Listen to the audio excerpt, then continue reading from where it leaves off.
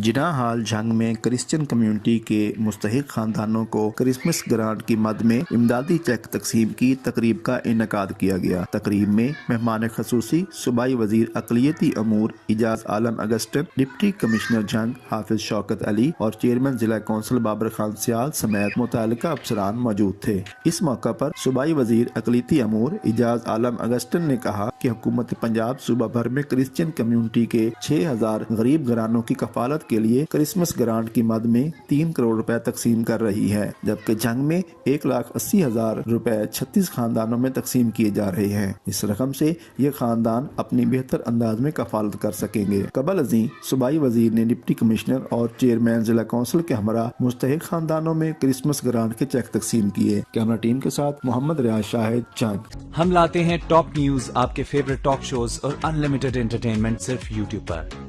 अगर आपने अभी तक हमारा चैनल सब्सक्राइब नहीं किया तो अभी सब्सक्राइब करें और बेल आइकॉन को क्लिक करके हमारी लेटेस्ट वीडियोस के बारे में अपडेट जानें।